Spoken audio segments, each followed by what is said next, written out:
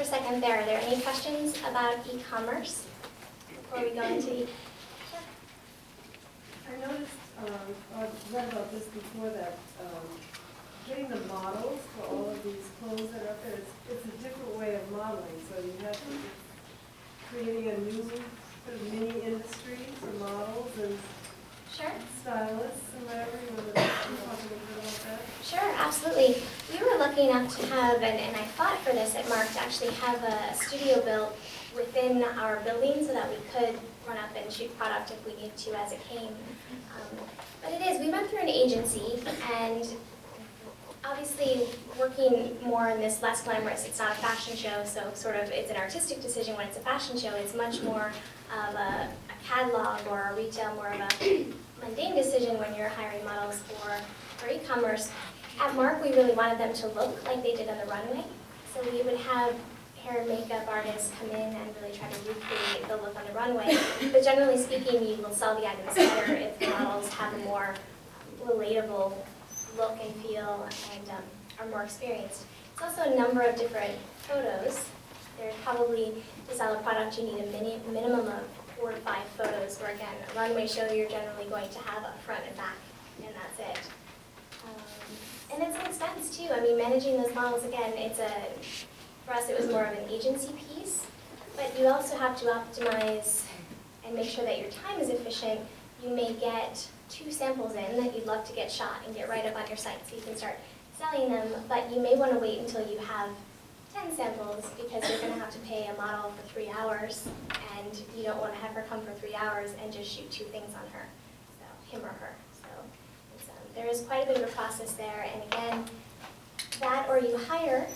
There are agencies out there that just do photography for e-commerce, so you're actually sending your products there. They are taking the photo, doing the post-production, putting any metadata that you need attached with that photo, and kind of sending it back to you. So that's a whole other sort of agency-based business that exists as well. Sure? You mentioned when you establish your e-commerce, you have to establish a agency, but why not integrate your supply chain with your store business, because it's going to be more efficient? Absolutely. Yeah, I'll repeat too. So the question was hiring a new distribution center for shipping for e-commerce versus integrating with your established distribution center. And I completely agree, actually. If you can use the same distribution center for both, it is probably the #1 most efficient thing to do. I know it is a challenge for most organizations. The distribution center we had for Mark was based in New Jersey, and we had a lot of hands-on. We actually had a truck that went back and forth to New Jersey and the New York stores in a day, and they were not set up to handle e-commerce. So we actually had to go elsewhere. So for us, it was a decision just based on what they were able to do, and also making sure you have someone who has quite a deal of experience in handling that kind of traffic. It's a much different flow than the flow to the retail stores. Can I ask one more? Sure, yeah. Do you think like the application or the using of new technology can help you to, be more efficient or creative? Absolutely. For example, I see some resources they use the store as an easy. It's easier online, kind of integrated. Right. As we call it, omnichannel retail. Absolutely. So the question was about omni-channel retailing and integrating as much as you can with the department store or the retail store and your e-commerce business. Again, I'm 2 years out of it, and I'm sure the advancements since I left have been huge. If you look at the largest retailers like Neiman Marcus and Saks Fifth Avenue, they're doing this the best. It takes a really large brand like a Ralph Lauren, and even Ralph Lauren I think just integrated a couple of years ago. So to be able to have omni-channel, and I know Neiman Marcus ships both from a special DC as well from store, and they will let you know on the website if your item is coming from, not that it's from Experience or anything like that, but that it's coming from the store versus coming from the DC. And then of course you can return anywhere. So yes, I'd say, every day there is a new piece of technology that makes this easier and makes it much more efficient, which is great for brands. Still expensive, but great for brands and still in development phases, I would say. All right, so content marketing. So in 2012, I decided to take a bite out of the Big Apple and move to Rhode Island and started working for Boston Ballet. No e-commerce there, but I do manage their website. with a very much smaller budget. And I'm director of their public relations and social media, which when you put those two things together, you essentially get content marketing. Have you all heard of the term content marketing before? For the most part? So PR and marketing are evolving in their definition because of the digital age. And it's all about creating and amplifying content at the center of this evolution. Content marketing is the way in which brands create their stories online. I'm going to give you a formal definition as well. A company called Cision, which is a PR research firm, calls it the process of developing and sharing relevant, valuable, and engaging content to a target audience with the goal of acquiring new customers or increasing business with existing customers. I know that's wordy, but it's sort of the perfect explanation of what we're doing in content marketing. This is an image I created with the ballet this year of Leah Serio at Fenway. She's one of our principal dancers. So it's an example of creating a story that is not just about me trying to get you to go see, this is a costume from Ruby's, which is part of Jules at the Opera House. It's actually creating some more interest because she's actually jumping over the pitcher's mound at Fenway. So creating stories using email, video, photography, social media, overlapping with all of that, blogs, tips. For some brands, it's infographics, information that is generally helpful or wanted by your audience. This is not just product knowledge or announcing what is up next for your brand. It's about creating valuable information that your audience wants. So two of those specific goals out of content marketing are also search engine optimization. Going back to that, the more I get you to click from my content to my website, the better relevance my website has on search engines. And then lead creation, again, gathering email subscribers so that I continue to communicate with you about my brand. I'm going to give you a quick and nerdy graphic, but SMART is a great way to work. And I can't stress enough how important analytics are in the business world, especially when dealing with social media and content marketing. So be specific, make sure your goals are clearly defined. And all of this could apply even to that post of my dancer in Fenway.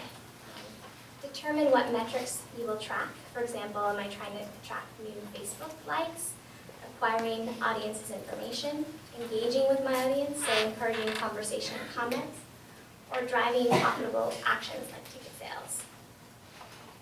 Make sure they're achievable. Look at your resources, talent, and budget. Needless to say, that changed quite a bit when I went from Marc Jacobs to Boston Ballet. And relevant, in line with your overall business objective. And finally, time-bound. Associate a time frame for the project so that you can build a baseline from which to compare. On Facebook, we can do this easily now. Brands have all sorts of Facebook insights and analytics, but on things like Instagram, I actually have to track manually in an Excel spreadsheet how many likes I have month after month, or else I'll lose that information, unless I buy certain software that does that for me. Again, it depends on your budget and your resources. So email is a huge piece of content marketing, and a big piece of traditional direct marketing as well. I'm not even going to ask you to raise your hands, because I'm going to guess everyone in this room receives emails from your favorite brands, right? Everyone's getting emails from their brands. But can I ask how many of you read the majority of them? Couple? A few statistics. 70% of people open email from their favorite companies, and 18% of people never open commercial emails ever. 42% of those emails are opened on a mobile device, and about 2/3 of companies in the US are using email to target their customers.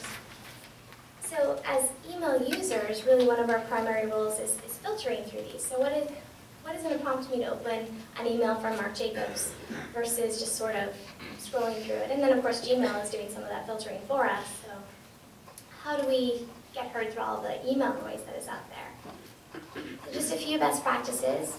Name recognition is important, and if it's recognizable, like an email from Barack Obama or Marc Jacobs, chances are you're going to look at it. Importance of the subject line. So statistics tell us that deals, offers, and free are all still very important words. Exclusivity or sense of urgency, today only. And actually, the longer the subject line, the better, because it shows that there's more happening, more interesting content in the email than you might expect. Once you open the email, the text should be as short as possible. image-heavy emails are best, and giving a strong call to action like share this or buy now. Also, the more links in your email as a brand, the higher the chance of a click-through rate, a good click-through rate where people are actually going to your site to look at the product or make a purchase. Blogs. So I'm not going to spend too long on this because I think you had a blogger come in as a guest lecturer, but for many, blogs are really seen as the center of a content-based marketing strategy. Often content starts with a blog and then is shared in pieces on social platforms. Again, also a great way to get inbound links to your website, therefore helping increase that search engine optimization. Some fun statistics there, hopefully fun for you. Blogs, 80% say blogs affect purchasing decisions, and also 80% of people that were polled, and I believe this poll was about 1.5 million blog readers, read 5 blogs daily. So what makes your blog unique and worthwhile? Personally, I find Tumblr a great blog to use for fashion and for performing arts. Again, it's image heavy, less text, and I find it's a great way to get the message across. These are just some examples of some of the things we're doing on Tumblr with the ballet. All right, so content marketing and social media. Before I bridge over completely into social media, just a couple of best practices here. Again, Tumblr being kind of a great example of that crossover between blog and social media. They go hand in hand. Social media brings the element of a two-way conversation. Listening to social media, not just your own channels, but listening to what's popular out in the world, is a great way to get ideas for your next blog or YouTube videos that you might be creating. Think like a producer of a movie or a magazine. So visualize everything. Don't be boring. Try different things, and you'll start to understand what your audience wants. It's okay to fail in this arena. It's just you take that learning and you apply a different method the next time. And also, establish yourself as a valuable resource for your audience. So the better your videos perform, the better the chances someone's going to come back and watch your next one. So some content marketing related positions. And again, some of these overlap with e-commerce and social media, as you'll see. Some of them may be agency-based and some of them may be in-house with a brand. But copywriting, video production, photography, market research, analytics, e-marketing, and SEO.